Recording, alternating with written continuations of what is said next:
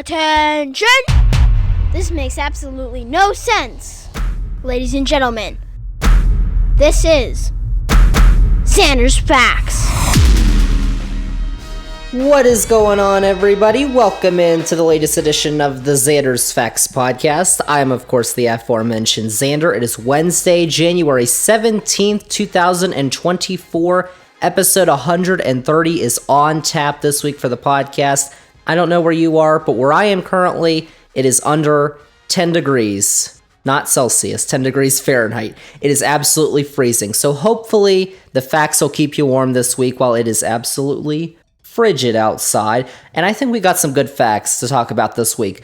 Once again, just like we did on an episode last year, we're talking about the economy. We're talking about a part of the economy. Well, we're really talking about the overall economy. Unlike last year, we focused on recessions because the big topic at the beginning of last year was, is there going to be a recession in 2023? All the economists think there's going to be a recession. That was the big economic topic. This year, that's not so much the case. Right now, it's everybody thinks the economy is terrible.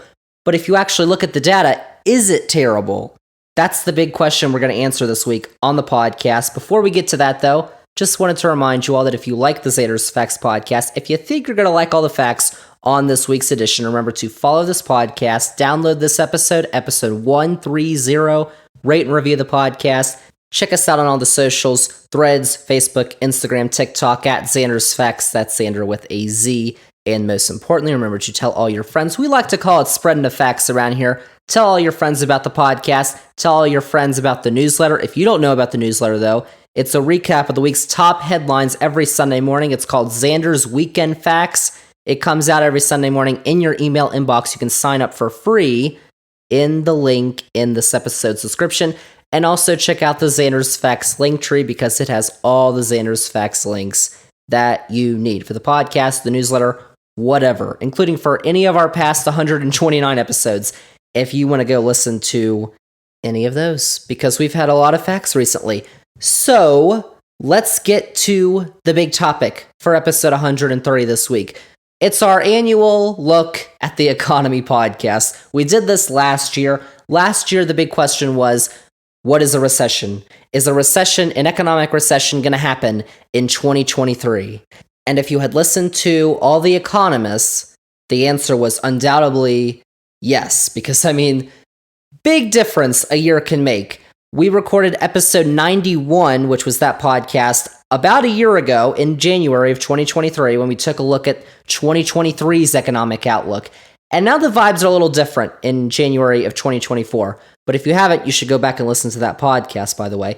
At the beginning of last year, we had many economic experts in quotes, I'll say, who were screaming from the rooftops that there was going to be an economic recession. It was almost assured for 2023. You may remember the Bloomberg headline from October of 2022, which was, quote, forecast for U.S. recession within year hits 100% in blow to Biden, unquote. Or the CNBC headline from December of 2022 that was why everyone thinks a recession is coming in 2023. Don't trust the experts, y'all. Trust the facts. Even though I don't think I ever told you that a recession wasn't coming. I'm just telling y'all, sometimes the economic experts may not know what they're talking about. Because did we get a recession in 2023?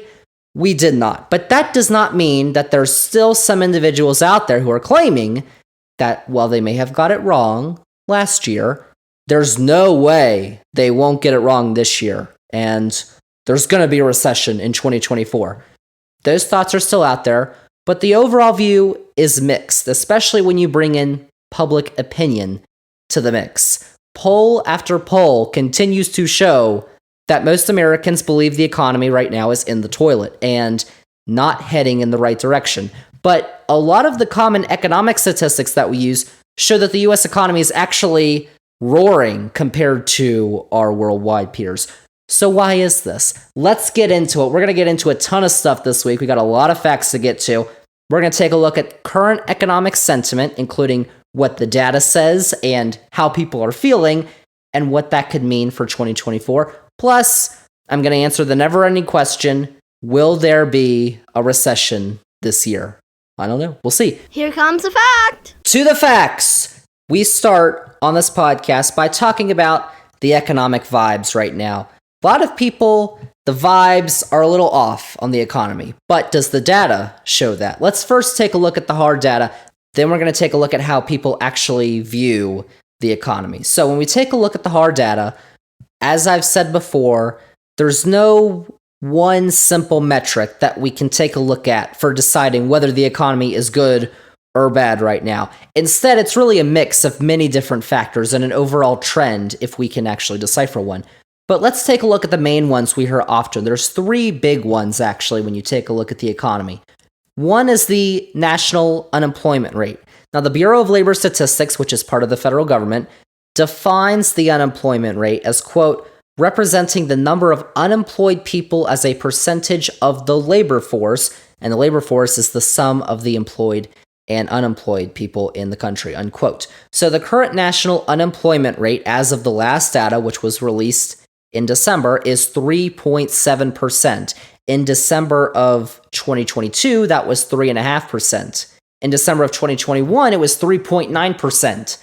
But in December of 2020, you go all the way back then, it was 6.7%. It got up all the way back to 14.8% in April of 2020. You all know what happened back then.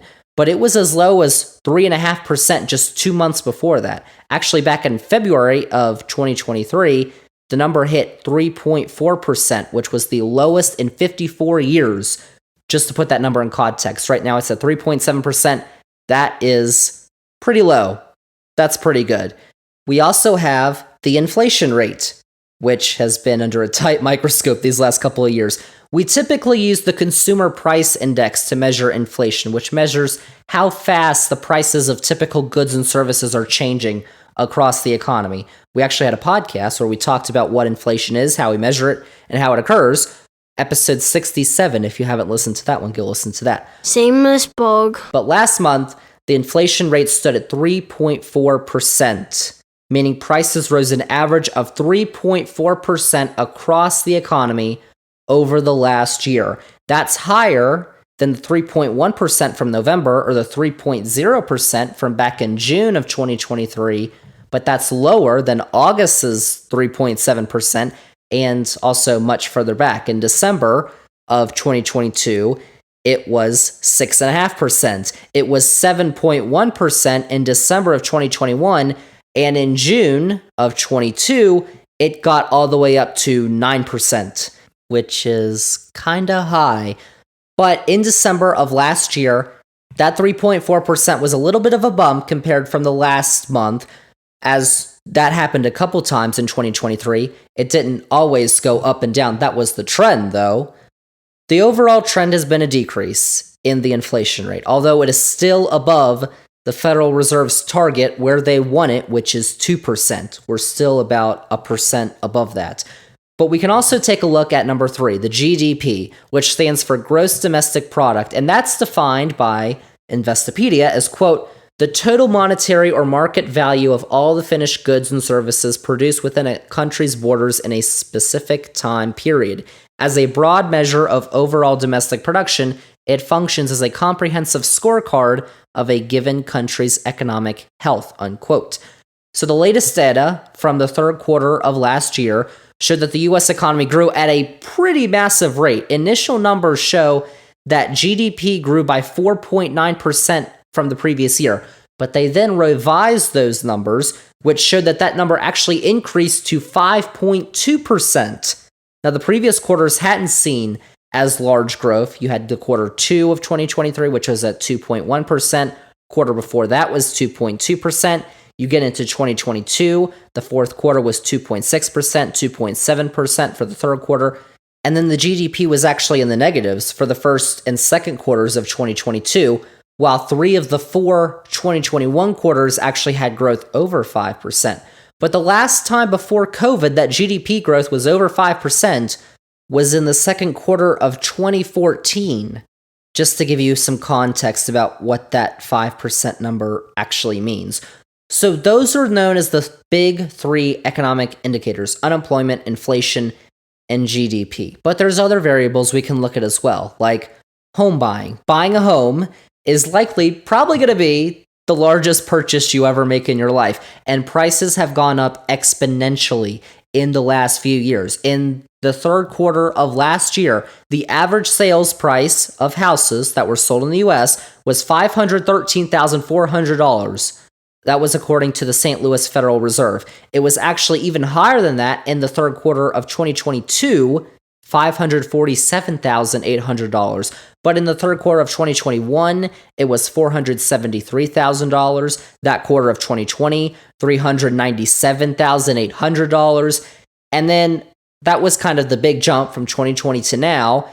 2016, that number was $358,800. So we really had only seen a little steady, not too big increase before COVID.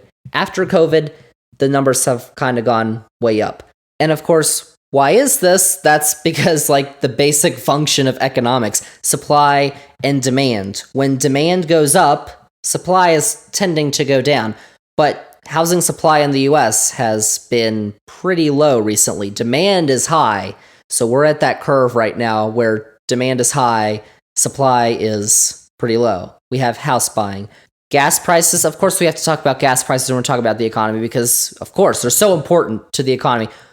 Many of our basic functions, also like travel and energy, are affected by gas prices. At least right now in 2024, we haven't done the electric conversion yet. So as of Tuesday, the national average for a gallon of regular gas is $3.07. That's the same as it was a month ago, and that's lower than it was at this time last year, $3.30. And all of that is down from the $5 plus high that we saw back in the summer of 2022. It was down by a lot. And also, on that same episode I mentioned earlier, episode 67, where we talked about inflation, we also talked about gas prices and why gas prices are the way they are, how they're set, because if you didn't know, it's not just Sleepy Joe pulling on the lever in his office. That's not all that happens. Go listen to that episode if you don't know how gas prices work, or even if you think you do, you might be wrong, so you could go listen to that podcast. But also, monthly job creation is another number we often look at because estimates are often placed on what the number is going to be each month.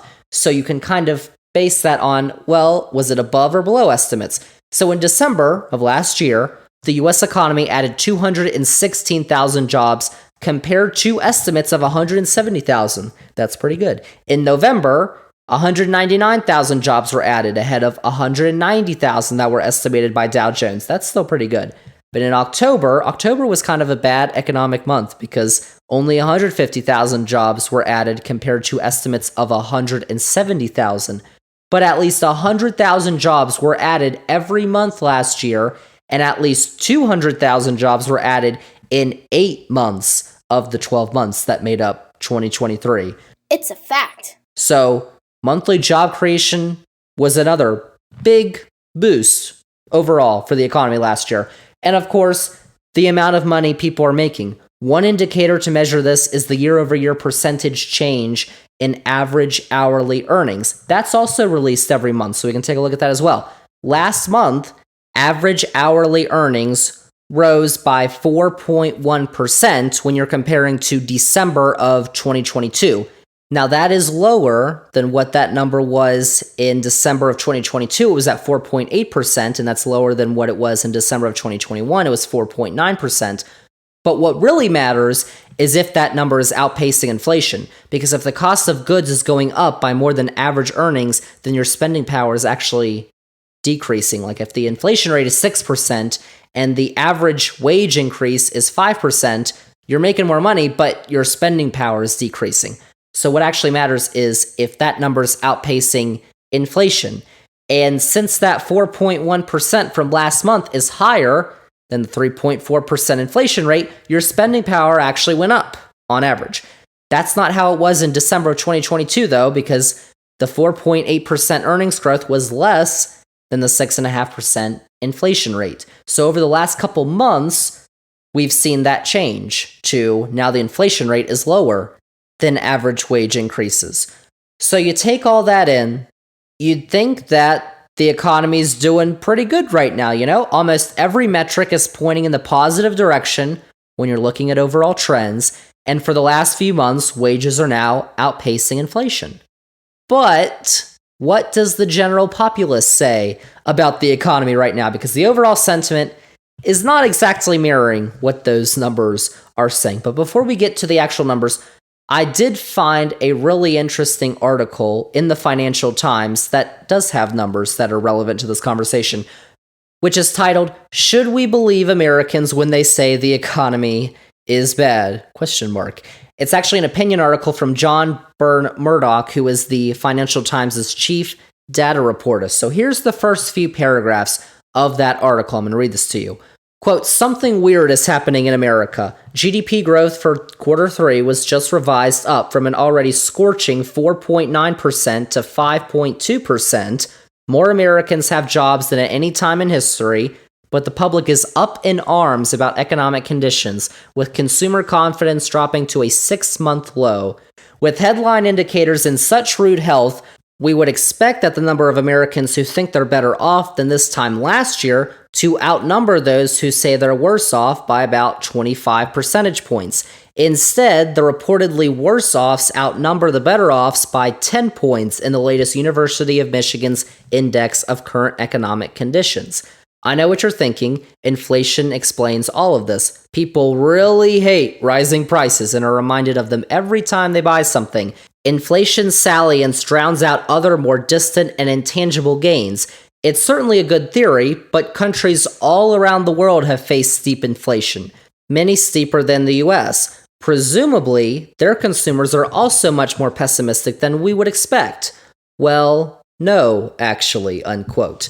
So that's the first few paragraphs of that article, which was from December. And you can kind of tell that the mood in the US on the economy right now isn't too great. But all the statistics out there say it's doing pretty well. So what Bern Murdoch did was he calculated what the expected consumer sentiment would most likely be based on underlying economic indicators for several countries. And he then compared that to the actual consumer sentiment data. So he calculated this for France, Germany, the UK, and the US. And what he found is that the US is undoubtedly the most pessimistic of the four, because France, Germany, and the UK's actual consumer confidence index, they're all about within about a point of where Bern Murdoch predicted that they should be, considering the state of their economies.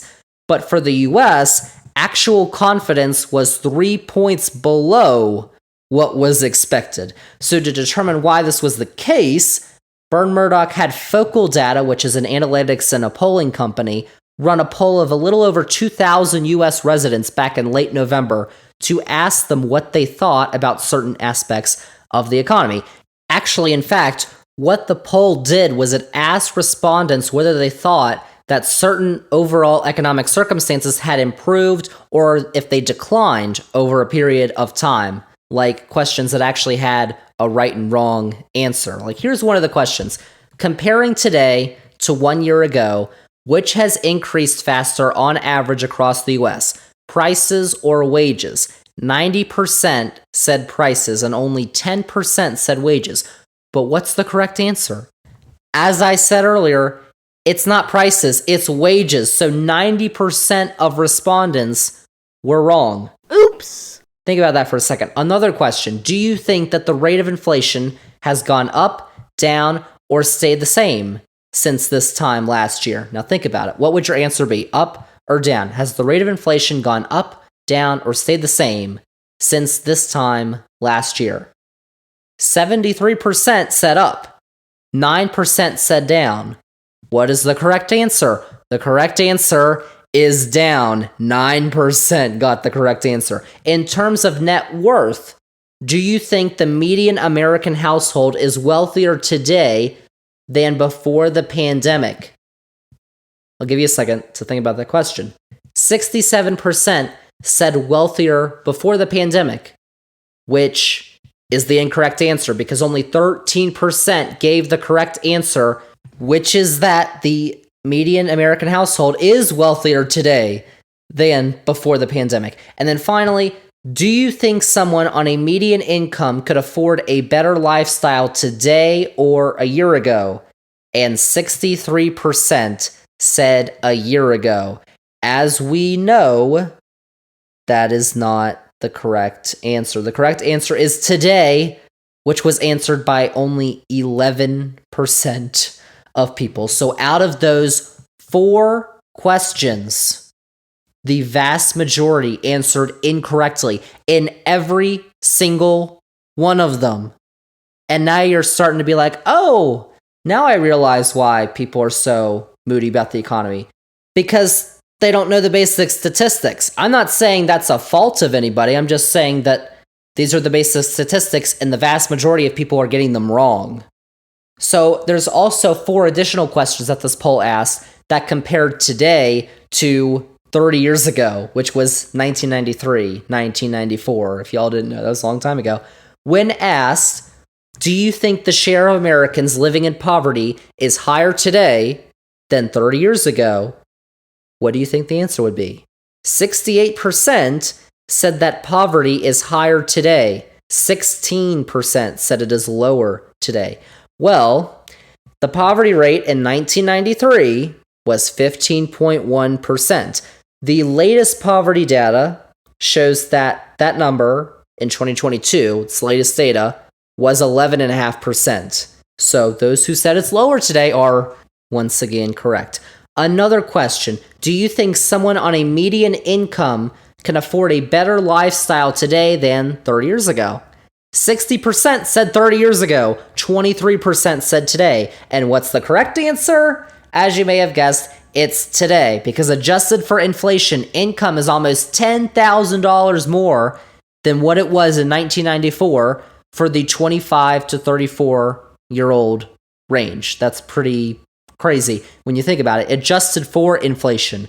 Also, in terms of net worth, do you think the median American household is wealthier today than 30 years ago? 56% believed that 30 years ago was the right answer, but the 26% who said that the median household is wealthier today were correct. 56% believed that households were wealthier 30 years ago, which is not true. The data backs up that claim. And finally, it's a fact, not a claim. And finally, do you think the unemployment rate is higher today than 30 years ago? This is as simple as it gets, y'all. 51% said it is higher today. 29% said it is lower today. So, the answer, last month's unemployment rate was 3.7%. In the fourth quarter of 1993, it was 6.5%. So, once again, the people who said it was lower today are correct. And the people who thought life was so much better 30 years ago are wrong. Because the American economy is much better than it was 30 years ago. But the average American, according to this poll, does not believe that.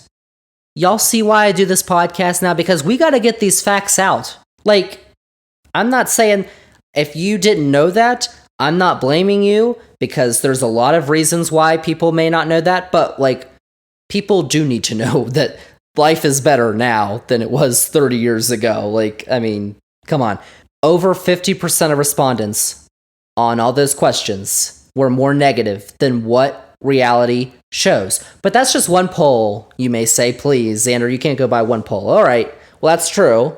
Let's just take a look at the latest Gallup polls, because in December, only 22% of Americans said that the current state of the economy was good or excellent. 33% said it was only fair, and 45% said it was poor. Also in December, 28% said the economy was getting better. 68% said it was getting worse. That was in December of last year, and I just showed you all those statistics earlier. And from a poll from the New York Times and Siena College from October and November that was taken in 6 battleground states for the presidential election later this year, Arizona, Georgia, Michigan, Nevada, Pennsylvania, and Wisconsin, 81% of respondents said that the economy was poor or only fair. And a CBS News YouGov poll just found this month that 35% of Americans say the economy is good. 35%. That's a lot of numbers. So it's pretty clear that people are feeling down about the economy right now and have been for the last couple of years. But even as many of these numbers continue to show a positive and robust economy, you can see where the negative sentiment is coming from. I'll give you that. Prices are up for most things, including houses, even as those price increases are falling, and even the prices of some goods are actually falling over the last couple months. And the median real income has suffered. As for most of the last couple years, wage growth has not kept up with inflation. Even if it is now, over the last couple of years, that has not been the case. So inflation is the big thing. But I think that this quote that comes from Lisa Cook, who is a member of the Federal Reserve's Board of Governors, articulates a common sentiment that is out there right now. She said, quote, "Most Americans are not just looking for disinflation, which is a slowdown in price increases, slowing inflation. They want these prices to be back where they were before the pandemic," unquote. And friends, that would be an absolute disaster because that's called deflation. Inflation is good. Actually, I talked about this on the inflation podcast I did. Inflation itself is good. High inflation, like what we saw, was not good when wages are below that number. But deflation is worse. That means that the economy is retracting. It's getting smaller, which would cause massive economic headaches, y'all. We don't want deflation. I think a lot of people think we need prices back to where they were. We need 15-cent hamburgers. That's an exaggeration from like 1940. But that would not be good for the economy if that happened. That could cause something like a recession that would be worse than what we experience with the high inflation.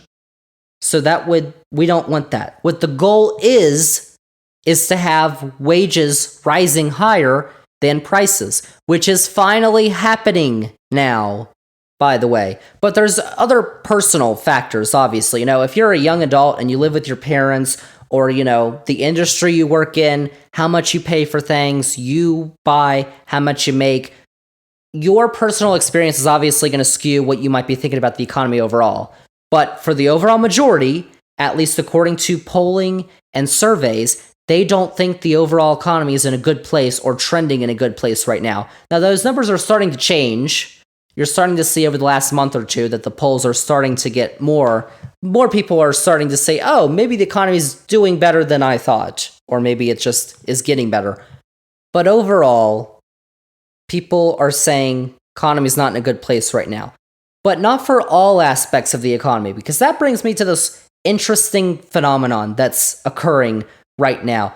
A lot of people don't think the economy is doing well, but they do think that they're doing well personally, and they're showing it too, because people across the board are saying that expenses are rising faster than incomes, or at least they were.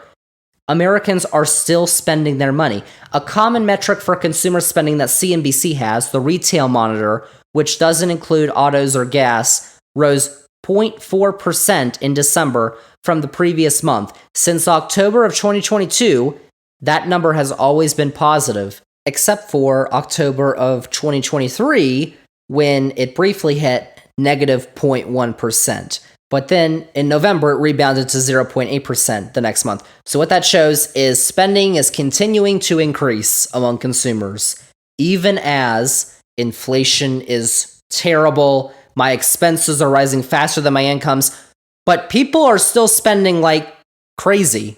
And then you've got other data from the Commerce Department, the federal government, the Bureau of Economic Analysis, which found that PCE, which is personal consumption expenditures, basically consumers spending money, rose 0.6% in July of last year, 0.3% in August, 0.7% in September, 0.1% in October, and 0.2% in November.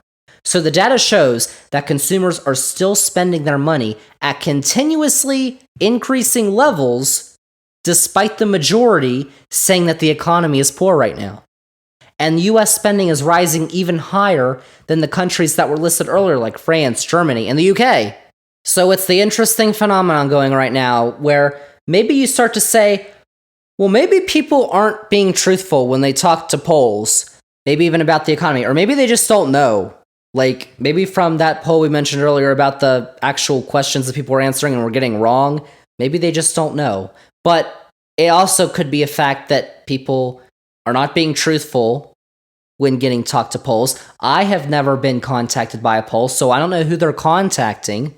But what the polls are saying about the economy and what people are doing are complete opposites. Because if people said the economy was bad right now, they wouldn't be spending, they'd be saving their money. But they're not saving their money. Latest savings rate I just saw was 3.4%, which is not good, y'all. People need to be saving their money. Instead, people are spending their money, which shows that a lot of people think that the economy is actually good. Or their actions make it seem that way. And there's also polling to back that up too, because since 2017, the Federal Reserve has consistently found that people believe their finances are doing at least okay, more so than the national economy. In 2019, 75% believed that their own finances were doing good, but only 50% said the same for the national economy, which is interesting. But in 2022, 73% said they were doing good personally. Only 18% said the national economy was doing good. It's an interesting thing that's going on, y'all, right? Because people are saying that I'm doing well off, but the economy isn't, but other people aren't doing well off. But most people are saying they are doing well off. So again, if inflation was this big thing, and again, inflation was this big thing, prices were rising at some point much higher than wages, which was a real problem, which has been fixed, by the way. Well, if it was a real problem for a lot of people, they probably wouldn't say they're doing well off personally, or else they're just like not being truthful to polls, or the way the polls are being calculated is just totally off. But again, what the polling shows and what the economic data shows that I mentioned earlier are opposites. And not only that, but what people are saying and what people are doing are opposites, because people are acting like the economy's good, but they're saying that it's bad. So it's an interesting but also confusing thing on how to decipher why that is. But another factor for why that may be comes from some research that I found from the Brookings Institute. The researchers there, Ben Harris and Aaron Sojourner, earlier this year found that news coverage of the economy has actually been more negative than what would be expected. So the researchers, they took the San Francisco Fed's Economic News Sentiment Index, and they calculated the trends in quarterly economic news sentiment. And something that they found was that the quarter that had the highest economic news sentiment in the past couple years was the first quarter of 2017.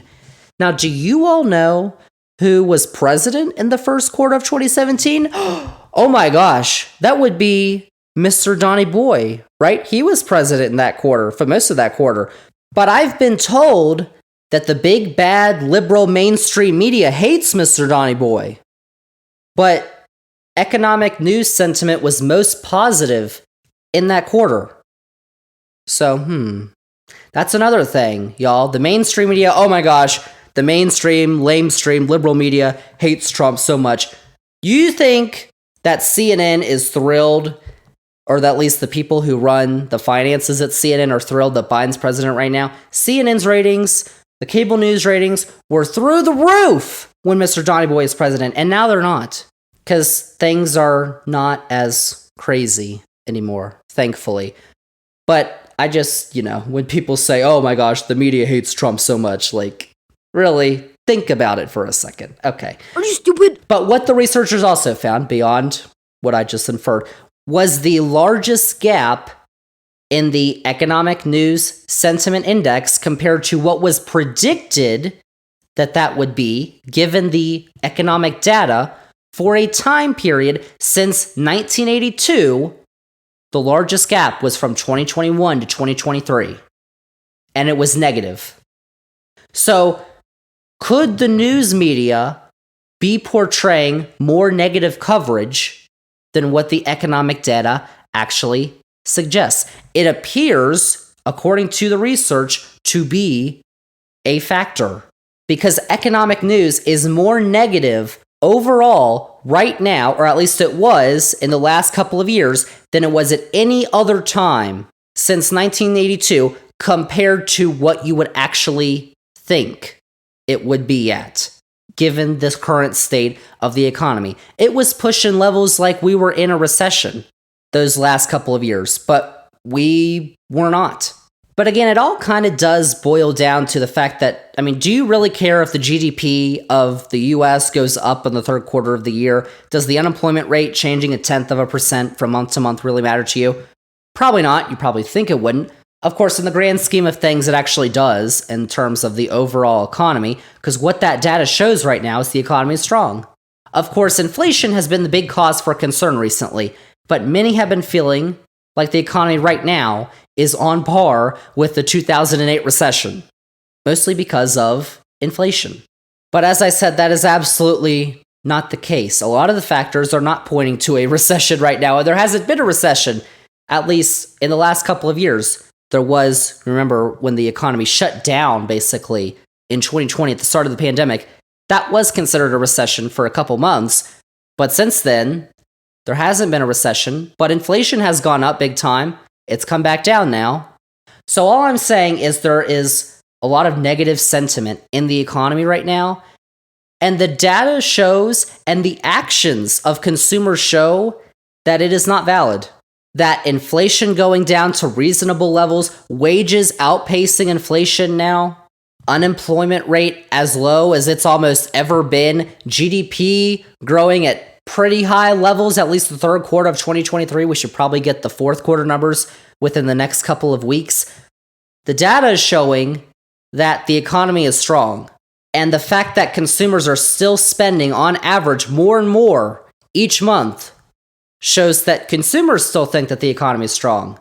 But the vibes out there, for what could be several reasons, what could be people are mad with inflation, people are getting bad news, people are uninformed. It could be for many reasons. But the vibes right now, not so great. They're starting to change, as I said, but overall, they have been negative. And, when you take a look at the grand scheme of things, it doesn't really make sense that they are as negative as they are. So that's one part of what I wanted to talk about in this podcast this week. Another part, the recession question. There's always that lingering question of a recession, y'all, especially when economists were shouting from the rooftops last year that one was going to happen. But again, it never did. So will that be the case this year?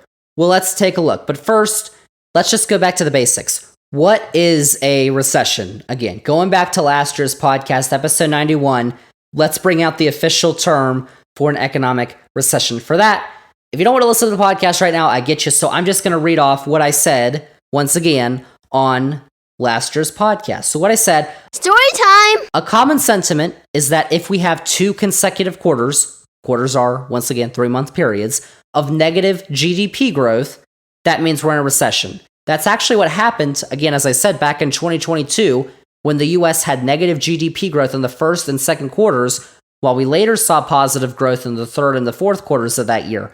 But that prompted many to say or believe that the US was in a recession. But an analysis from October by Raymond James found that other indicators showed the US was not in a recession. And now the common sentiment is that the US was not in a recession in 2022.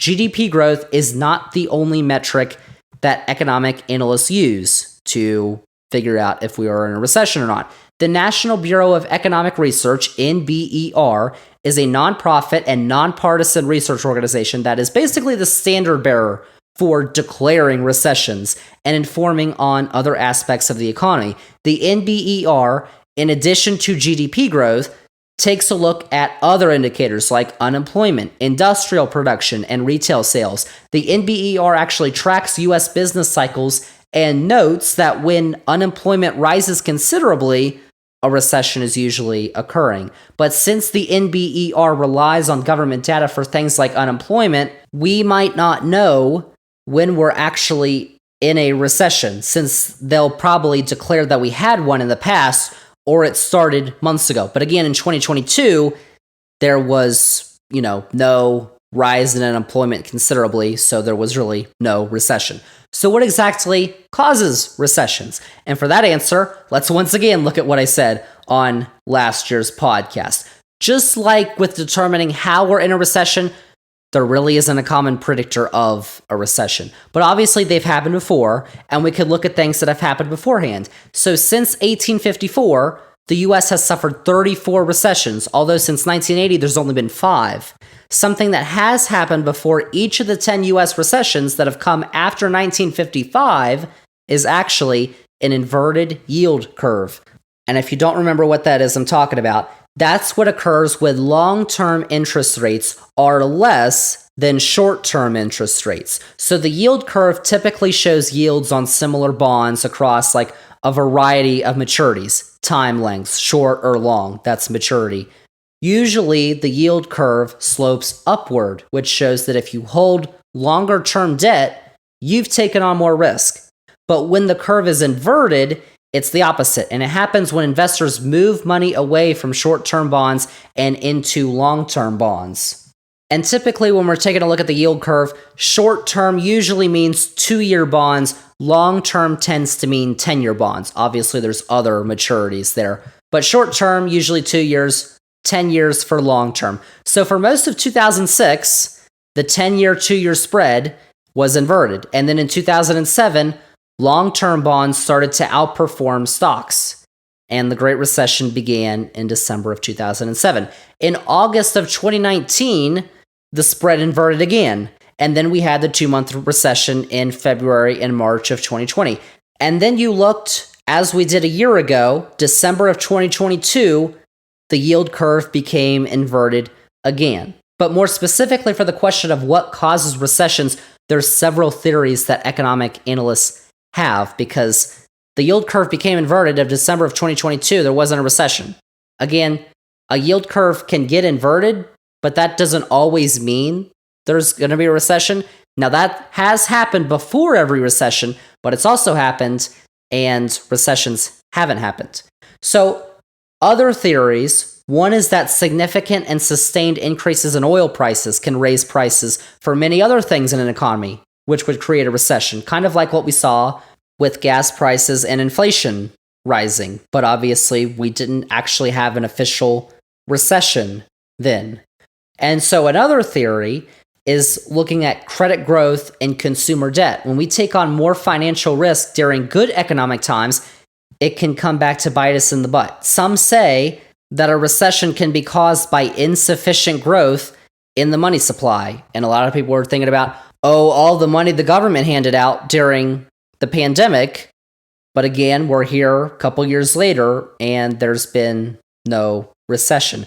There's also theories, that focus on psychological factors, like what I mentioned earlier, taking on too much risk during good economic times, or not enough risk during bad times. And now you actually think about it, and you're like, psychological factors, people think the economy's bad, but they're acting like it's not, which is also interesting. That's just a little refresher. That's how we can kind of define a recession and the indicators that have come before previous recessions. But before we get to 2024, I think it's important to realize why there was no recession in 2023. Because many economists believe that as the Federal Reserve was continuing to increase interest rates last year, consumer spending would fall because of the higher cost of borrowing money. And if the Fed continued to overdo it, they could cause a recession. That's not a fact. But that, y'all, it did not happen. As we mentioned earlier, consumer spending continued to increase even as interest rates did as well. And I mentioned last year that this would probably not be sustainable. But for 2023, it was. Will it be for 2024? That'll, of course, be interesting to see.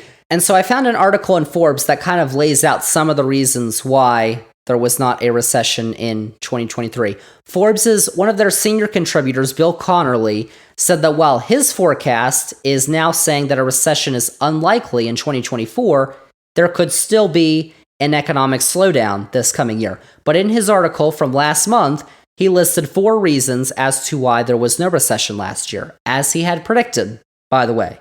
But he's owning up to it. So what he said, number 1, automobile and light truck sales usually fall when interest rates rise, leading to cutbacks in production.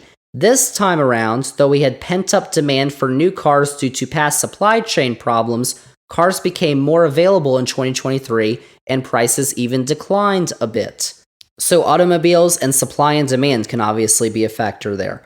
Number 2, he says, comes from, quote, business capital spending, which usually declines when the Fed tightens. Part of the decline results from the higher cost of capital and part from weaker expectations for future demand that accompany monetary tightening. This cycle, however, companies had placed orders for computers, equipment, and machinery to make up for the workers they had trouble hiring, unquote. Number 3 relates to the, quote, tight labor market. Some people who were laid off found new work right away, having driven past help wanted signs for months.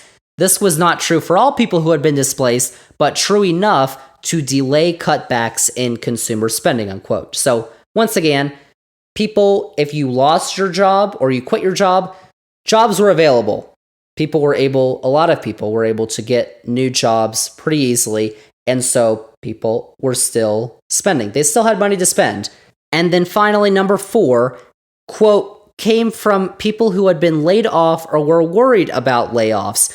The public had generally saved their pandemic stimulus payments, holding on to them for a year and then gradually spending down their bank balances. They have not had to cut back on their discretionary spending as much as in the typical business cycle, unquote.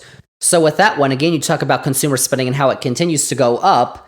Well, it might be because people were saving earlier in the pandemic, and now they've got a lot of money to spend, and now they're chugging through it. Now, is that sustainable? That's not sustainable, but it was in 2023, and that's why no recession happened. But Connerly consistently notes that those factors only delayed an eventual downturn. Whether that happens remains to be seen, obviously, because this is an individual who did predict a recession would happen in 2023, as did many people. Unemployment stayed low, GDP rose by bigger numbers than what was originally anticipated, and inflation continued to come down, all while consumer spending continued to increase. So the economy actually had a pretty good year in 2023, despite what, many people may believe. The economy got better in 2023, unlike what some people would believe, or at least tell polls. So that leads me to the big question. Is a recession going to happen in 2024? So let's take a look at the indicators. The yield curve. Remember that before each of the last 10 recessions the US has had, the yield curve has been inverted. That means that, again, long-term interest rates are less than short-term interest rates. That was the case at the beginning of 2023, but remember, not every time that's happened, there's been a recession. So let's take a look now. As of Tuesday, the 2-year Treasury yield stood at 4.21%.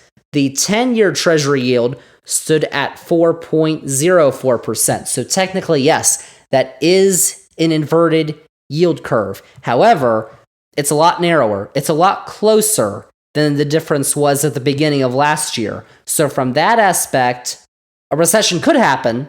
But again, it's not as likely even from that aspect because, again, an inverted yield curve has happened before and no recession followed. And the inversion has only narrowed since this time last year. I just want to say something.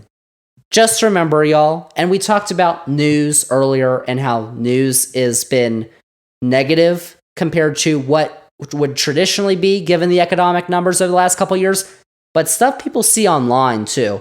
I was researching for this podcast and I come across this YouTube video that's from 3 days ago that was titled, quote, "Warning," in all caps, "the yield curve just signaled the worst case scenario," unquote. Really? And people are going to watch that and people are going to listen to that and going to be like, "Oh my gosh, the economy is terrible." So again, don't believe everything you read or you watch or you listen to on the interwebs or wherever, which is why you should listen to Zander's Facts podcast. But even if you don't believe the stuff that I'm saying, go look it up because usually I'm backed up by facts. Usually, please. 100% of the time I'm backed up by facts. These are facts. So I just had to put that out there again, just as a warning again. But another indicator, unemployment, that's another big factor. And at 3.7%, unemployment in the US continues to be at historic lows. like it was last year. So unless this rises by, a couple percentage points, we start getting into the 5, 6, 7% range, there's no need to get worried from at least that aspect. Consumer spending would also likely start to drop if a recession nears. And another thing to watch is consumer debt, which, as I mentioned last year, has only continued to increase since the 2008-2009 Great Recession, and that has only continued over the last year. And another factor that the Forbes article I mentioned earlier does note is initial claims for unemployment insurance. The author of that article, Connerly, he notes that this does better at anticipating economic changes than most other indicators. And for the last 2 years, these claims have stayed level with the long-run average, showing that overall, there's a lot of jobs available. So that shows that there's no sign of a recession. But a big part of why many believed the economy would go south last year was because of the Fed hiking interest rates too much, too fast, and then cutting consumer spending as a result. But again, that didn't happen. And now it appears that the Fed is done with interest rate hikes. Investment bank Goldman Sachs actually believes that the Fed could cut rates up to 5 times in 2024. So that's another aspect to, is a recession going to happen? So while a recession is absolutely still possible, it's possible in any year, a soft landing is also possible. And that would mean that we get through high inflation, we get through high interest rates without suffering 2 quarters of negative GDP growth. If inflation stays low and the Fed begins to cut interest rates, at that point, we could be all ready to declare victory and say that we've achieved a soft landing. To be honest, that's the best case scenario because that means the economy is still chugging. And at that point, you'd probably think the vibes overall would be a lot more positive if we get to that point. It's not a given we get to that point, but it does seem, according to the data, that it's more and more likely, you would think. But of course, as I said, anything can happen. There's many factors, not just in economics, but also in politics too, that could contribute to a positive or a negative economic future. Like I came across this other article in Bloomberg from earlier this week that was titled A Pessimist's Guide to Global Economic Risks in 2024. So it outlines a couple of reasons why the economy could take a hit this year, but some other reasons for why the economic expansion could continue. So the article listed 8 reasons for why you could be pessimistic about the global economy in 2024. And, reading some of these, most of them, you could say, have not a 0% chance of happening. Here we go. Number 1, the Middle East. What the article says, quote, after more than 3 months, Israel's war in Gaza has brought the region to the brink of a wider conflict with the potential to choke off oil flows, take a chunk out of global growth, and push inflation higher again. That kind of energy supply disruption hasn't happened yet, and markets are betting it won't, but the risk is rising. Tensions have escalated in the Red Sea since the US and the UK launched airstrikes in Yemen, a response to weeks of attacks by Houthi militants on vessels in a key gateway for global commerce.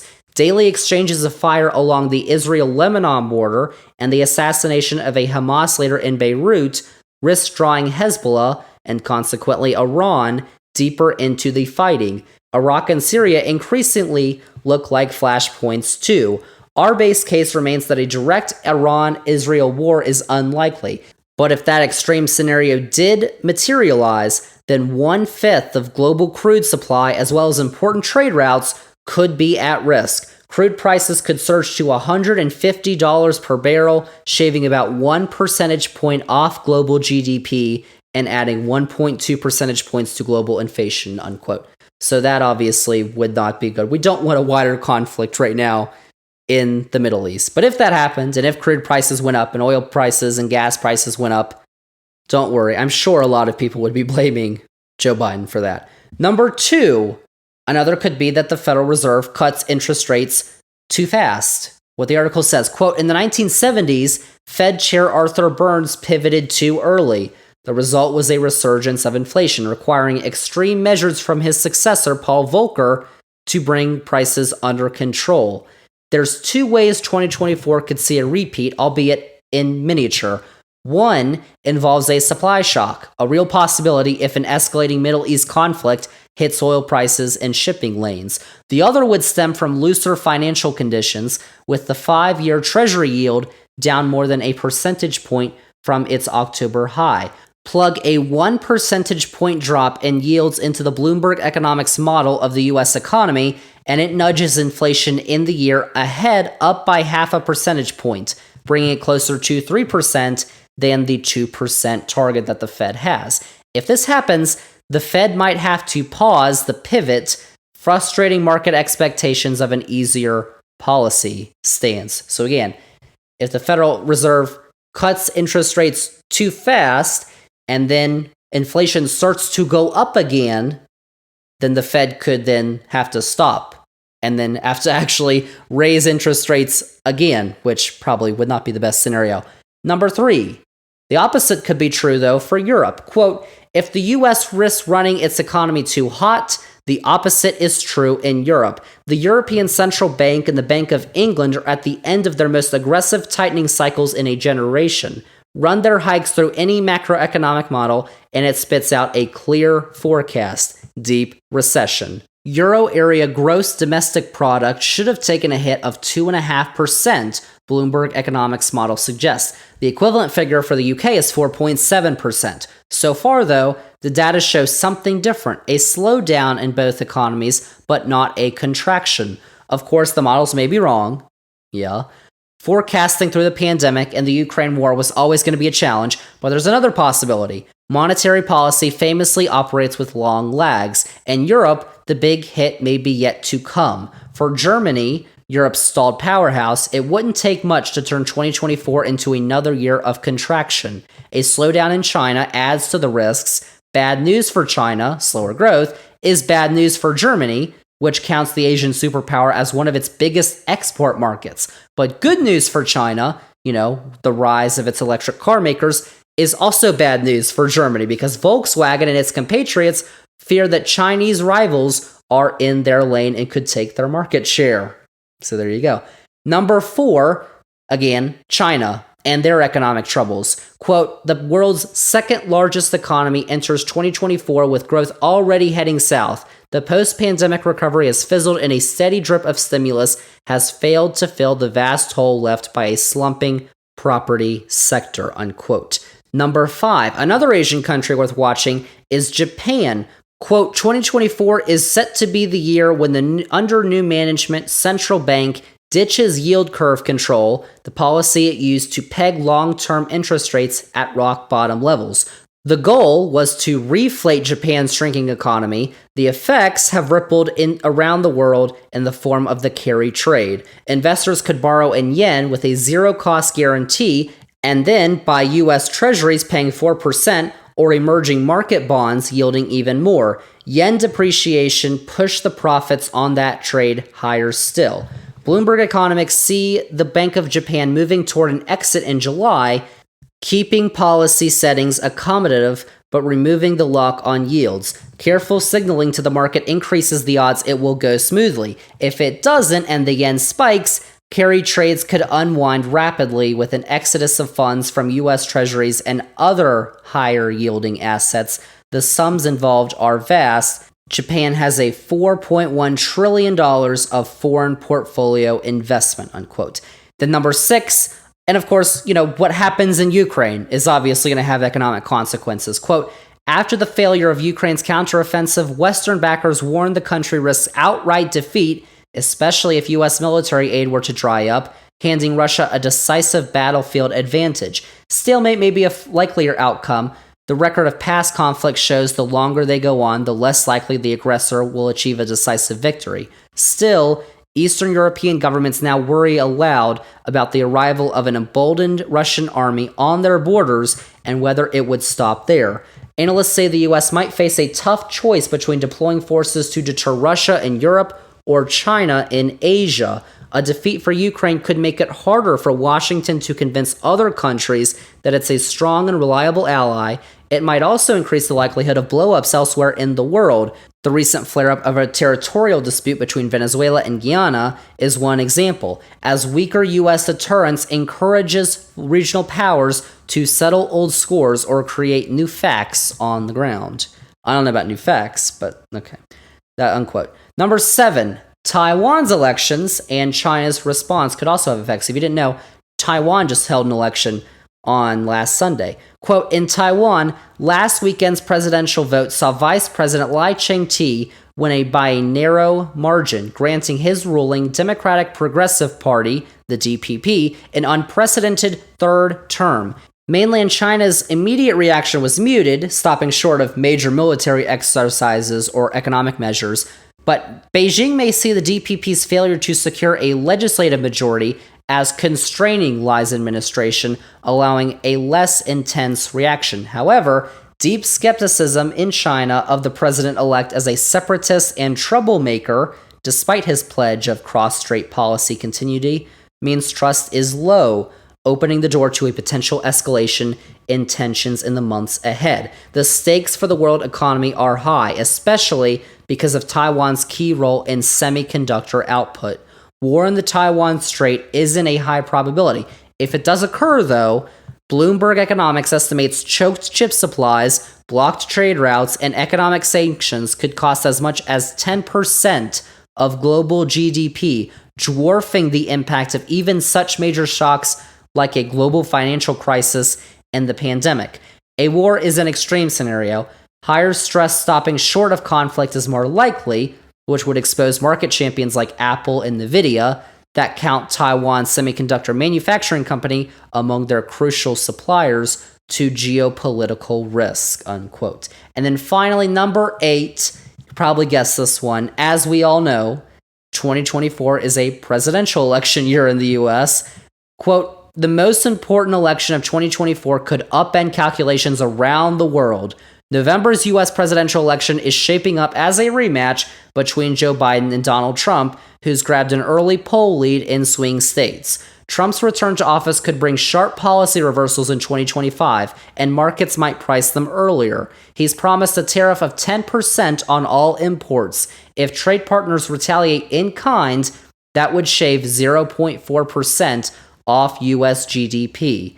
There will be more trade tension with partners like Europe and rivals like China. America's desire to lead the NATO military alliance could diminish. Before any of that, there's the election itself to get through, of course, and a significant risk that its outcome could be contested. The post-vote violence on January 6, 2021 showed the potential for domestic upheaval and the fragility of faith in U.S. democracy, unquote. So any of those factors have the ability to cause strain not just on the US, but the global economy in the coming year. But obviously, if something causes strain on the global economy, it's likely to cause strain on the US economy as well. It's all true. So, any of those factors could be an issue. But the article also lists some factors that could be a boon.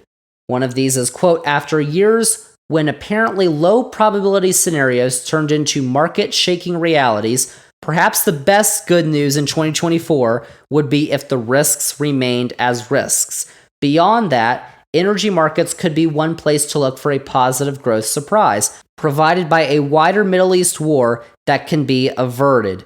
Oil prices should have surged in 2023. Demand was strong and OPEC slashed supply, but instead, it fell. If the conflict in Gaza stays contained, conditions in 2024 may be conducive to further declines. Demand growth is set to slow, and OPEC could struggle to stay united, raising the prospect of a price war that would lift the global economy. Bloomberg Economics estimates that a 10% drop in oil prices would boost the world GDP by close to a 1/10 of a percentage point. Two trends are generally favorable for emerging markets going into 2024 as well. Interest rates are falling, and companies are seeking to bring their supply chains nearer to home. A handful of countries are well placed to catch both tailwinds at once, led by Mexico, Peru, and Poland. They're all poised to cut rates in 2024. The latter two have already started and have trade agreements with large neighbors that make them prime sites for nearshoring, unquote. Mexico with the US. But again, take all that with a grain of salt because it is unknown, basically, to every human being on this earth, whether any of those factors, positive or negative, are going to come to fruition. You remember, many of these individuals are the same who predicted a recession would take place last year. It did not take place last year. So that's just all I'm saying. So there you have it, y'all. That's basically a wrap on our annual State of the Economy podcast. I left you last year on last year's economic podcast with the warning that it's unknown whether or not the economy is going to turn south over the next year. And I'm going to repeat that again this year because I would say that there is an overall better outlook from economists regarding the economy for this coming year. The indicators on whether there's going to be a recession look less likely that it's going to happen. That doesn't mean things could go south, though. I'm sure we all thought we knew the way 2020 was going to go at the beginning of the year, but you never know. So, is a recession going to happen in 2024? No one can definitively answer that for you. But if I had to bet on it, I'd probably say no, there's not going to be a recession. But again, I'm not an expert, so take what I say with a grain of salt. I'm just looking at the indicators. But again, a lot of the experts said there was going to be a recession last year, and there wasn't. So, you never know. But again, just remember to trust the facts. There were a lot of facts that I did point out on this podcast this week. So hopefully y'all took those. Hopefully now you have a better understanding of how the actual economy looks right now, what the statistics show, not just the vibes. Because again, like I said, the vibes are off. And not just like I have a feeling the vibes are off. Data shows that the vibes are off compared to what they should be for what the economic data is. It's interesting. It's complex. There's a lot of reasons why that could be. But again, y'all, like I said, just trust the facts. So there you have it, y'all. Those are all the facts I have for episode 130 this week. Thank you all so much for listening. Remember to follow this podcast, download this episode 130, if you enjoyed all the facts this week. Rate and review the podcast too. Check us out on all the socials, Threads, Facebook, Instagram, TikTok, at Zander's Facts. That's Zander with a Z. And most importantly, remember to tell all your friends. We like to call it spreading the facts around here. Tell all your friends about the podcast, the newsletter, Zander's Weekend Facts, Zander's Facts on YouTube too, by the way, because all our new episodes get posted to YouTube, including this one.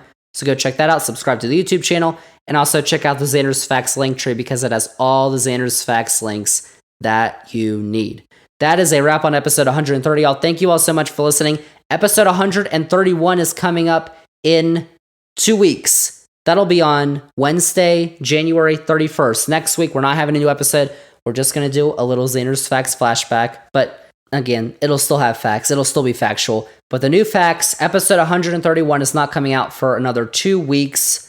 So make sure to put that on your calendar and put the flashback on your calendar for next week too, because it's always good to re-listen to the facts. There's so many facts on each episode of the podcast. Oh boy. All right. That is it. That is a wrap on episode 130 of the Zander's Facts podcast. Thank you all so much for listening, and we'll see y'all with episode 131 in 2 weeks.